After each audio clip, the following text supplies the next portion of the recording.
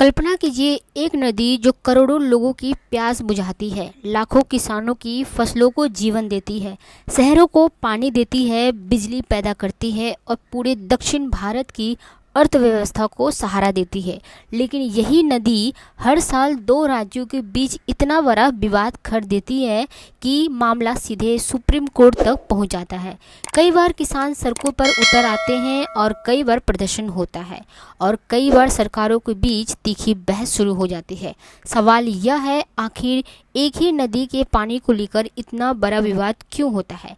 क्या सच में कावेरी नदी में पानी कम है या फिर इसके पीछे का कोई हिस्ट्री है या फिर कोई जियोग्राफिक रीज़न है या फिर कोई कानूनी रीज़न है या फिर कोई राजनीतिक या फिर जटिल मिश्रण छिपा हुआ है? हाल ही में एक बार फिर तमिलनाडु ने सुप्रीम कोर्ट का दरवाजा खटखटाया है। तमिलनाडु का आरोप है कि कर्नाटक कावेरी जल प्रबंधन प्राधिकरण यानी कि CWMA यानी कि कावेरी वाटर मैनेजमेंट अथॉरिटी के आदेश के पालन नहीं कर रहा है और तय मात्रा में पानी नहीं छोड़ रहा है।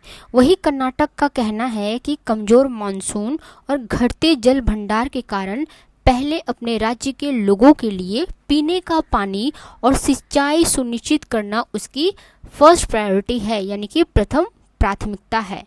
तो आखिर सच क्या है? किसका दावा सही है? सुप्रीम कोर्ट ने क्या फैसला लिया है? ठीक है, और आखिरी कावेरी नदी का यह विवाद कब शुरू हुआ था?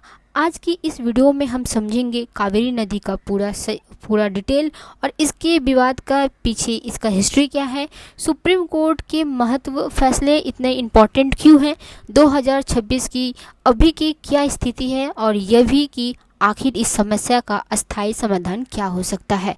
तो आइए शुरुआत करते हैं भारत की सबसे चर्चित और सबसे विवाद नदियों में से एक कावेरी नदी की कहानी। किसी भी विवाद को समझने से पहले यह जानना जरूरी है कि आखिर कावेरी नदी क्या है और इतना इम्पोर्टेंट क्यों मानी जाती है।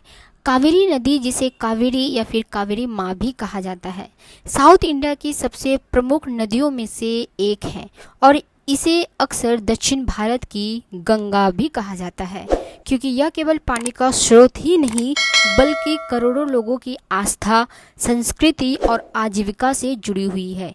इस नदी का उद्गम कर्नाटक के कोडागु तालकावेरी नामक स्थान से शुरू होता है। यह स्थान वेस्टर्न घाट यानी कि पश्चिमी घाट की महाद्वीप पहाड़ियों में लगभग 1341 किलोमीटर की ऊंचाई पर स्थित है।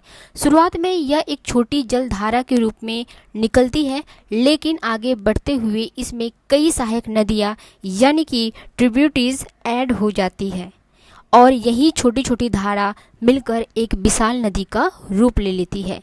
कावेरी नदी की कुल लंबाई लगभग 800 किलोमीटर की है।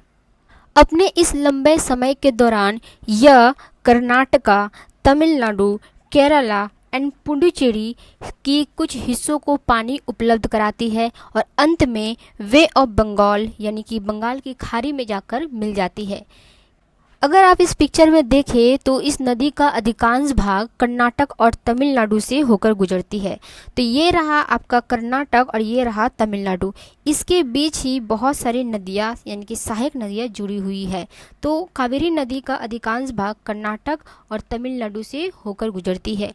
यही कारण है कि इन दोनों राज्यों के बीच पानी को लेकर बंटवारे की अधिक विवाद हो रहा है। लेकिन कावेरी नदी केवल एक नदी ही नहीं है, यह लाखों किसानों को खेतों तक पानी पहुंचाती है। बेंगलुरु, मैसूर, तमिलनाडु के कई शहरों को पीए पानी यानी कि पीने के पानी इसी पर निर्भर करती है।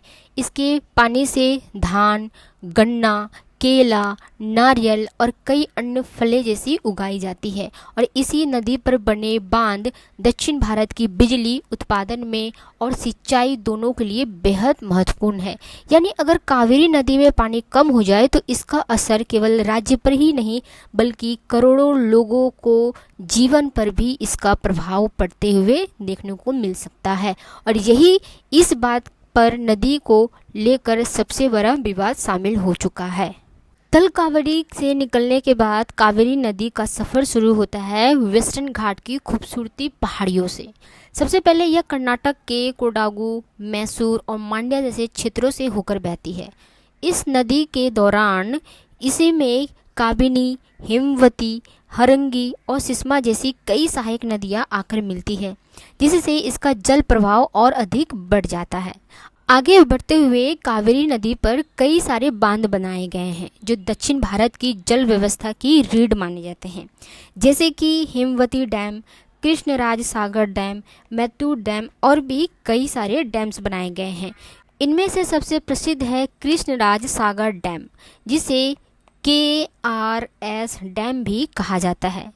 यह बांध कर्नाटक के मांड्य जिले में स्थित है और इसका निर्माण मैसूर रियासत के समय कराया गया था। यह बांध बेंगलुरु, मैसूर और आसपास के क्षेत्रों को पीने का पानी उपलब्ध कराता है और साथ ही लाखों हेक्टेयर कृषि भूमि की सिंचाई भी करता है। इसके बाद आती है काबिनी डैम, जो कि कर्नाटक के लिए जल भंडार का एक महत्वपूर्ण स्रोत है। जब कावेरी नदी तमिलनाडु में प्रवेश करती है तो सबसे महत्वपूर्ण बांध जो है वो है मैट्टूर डैम। आप यहाँ पे देख सकते हो कि ये है आपका कर्नाटक का क्षेत्र और ये है आपका तमिलनाडु का क्षेत्र, और यहाँ से ये जो है नीला कलर का ये पानी इधर पे फ्लो हो रहा है। ठीक है, तो अब जैसे ही ये कर्नाटक से तमिलनाडु के बीच में जो पानी फ्लो होने के लिए इसमें मैट्टूर डैम बनाया गया है। तो मैट्टूर डैम तमिलनाडु के लिए बहुत ही इम्पॉर्टेंट रोल प्ले करता है। राज्य के लाखों किसान अपनी धान और गन्ने की खेती के लिए इसी बांध पर निर्भर रहते हैं। यही कारण है कि जब कर्नाटक अपने बांधों से कम पानी छोड़ता है तो सबसे पहले मैट्टूर डैम का जल स्तर प्रभावित होता है और फिर इसका सीधा असर तमिलनाडु के खेती और पीने के पानी पर असर पड़ता है। यहीं से शुरू होता है कावेरी जल विवाद, क्योंकि नदी ऊपर से कर्नाटक में बहती है और नीचे जाकर तमिलनाडु में पहुंचती है। अगर ऊपर से पानी रोक दिया जाए तो नीचे पर्याप्त मात्रा में पानी नहीं पहुंच सकता, और इसी कारण से इस पूरे जल विवाद की मुद्दा अभी सुप्रीम कोर्ट पर उठाया जा रहा है।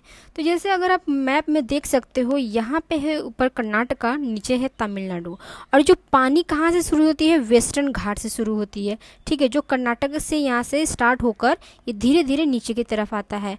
अगर मान लो कर्नाटक ऊपर यहीं पे पानी रोक दे तो क्या तमिलनाडु में पानी पहुँच पाएगा? नहीं पहुँच पाएगा। तो यहाँ के जो है कृषि यानी कि फार्मर, एग्रीकल्चर और पीने के पानी और वहाँ की अर्थव्यवस्था पर काफ़ी ज़्यादा इम्पैक्ट पड़ सकता है।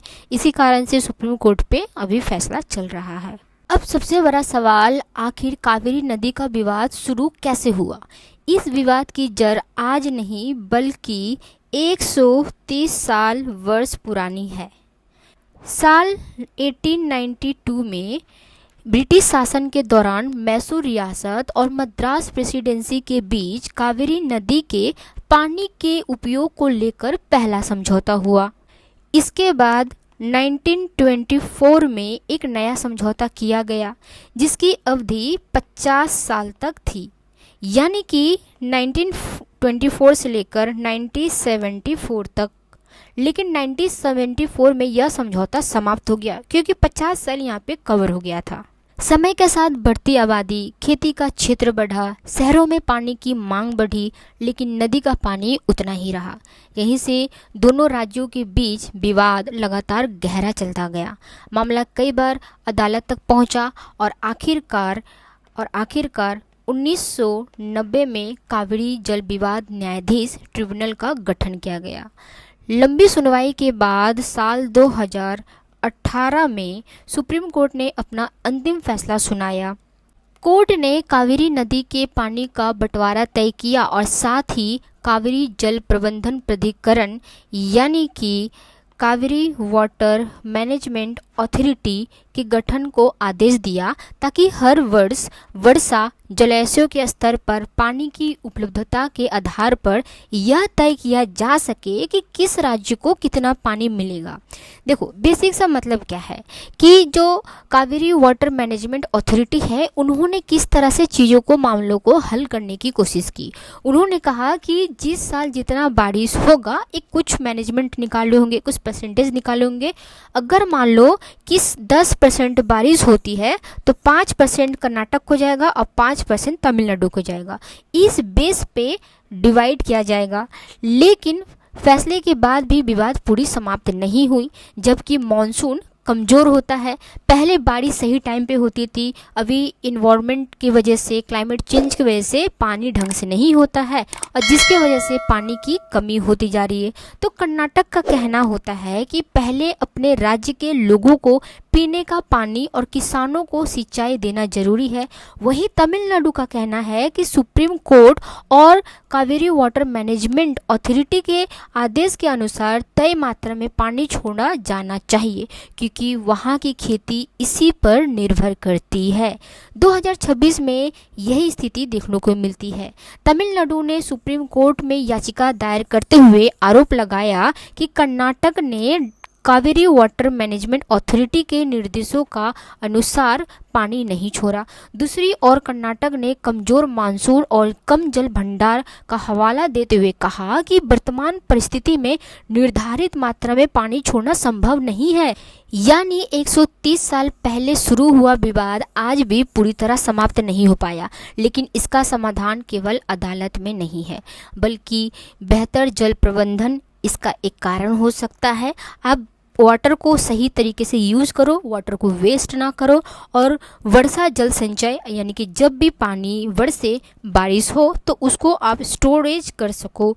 उसके बाद आधुनिक सिंचाई तकनीक यानी कि जिस सिंचाई में ज़्यादा पानी लगता है उसमें थोड़ा सा टेक्नोलॉजी लाकर, यानी कि जहाँ मान लो कि 10 लीटर पानी लगता है तो टेक्नोलॉजी लाकर उसमें 7 लीटर या 6 लीटर पानी लगे, तो यहाँ पे आपका 3 लीटर या 4 लीटर पानी बच सकता है। तो इसमें इनोवेशन लाना बहुत इम्पॉर्टेंट है।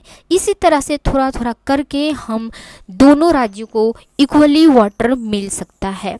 दोनों राज्यों के बीच सहयोग और विश्वास में भी इसका इम्पोर्टेंस छुपा हुआ है। अगर दोनों राज्य अपने दोनों ही राज्यों को एक दूसरे को सपोर्ट करेंगे, क्योंकि देखो जीवन कर्नाटक में भी है, जीवन तमिलनाडु में भी है, तो समझ पा रही हो कि अपने अपने राज्य अपने अपने लोगों को प्रायोरिटी दे रहे हैं। लेकिन अगर थोड़ा एथिकल वे में ह्यूमैनिटी के बेस पे अगर देखा जाए, दोनों ही राज्य में जीवन है, क्योंकि नदियाँ किसी एक राज्य की नहीं होती है, वो प्राकृतिक की धरोहर है और उनका पानी इंसानों को जोड़ने के लिए होता है, डिवाइड करने के लिए नहीं। अगर आपको कावेरी नदी का पूरा इतिहास और विश्लेषण अगर आपको अच्छा लगा तो वीडियो को लाइक जरूर करें। अगर आप UPSC, SSC, bank, current affairs या डॉक्यूमेंट्री और भारत के महत्वपूर्ण मुद्दों को इसी तरह गहराई से समझना चाहते हैं तो हमारे चैनल को सब्सक्राइब करें और बेल आइकन जरूर दबाएं, ताकि आने वाले हर नई वीडियो आप तक सबसे पहले पहुंचे। मैं आपसे फिर मिलूंगी और एक महत्वपूर्ण विषय के साथ। धन्यवाद आप सभी का वीडियो देखने के लिए।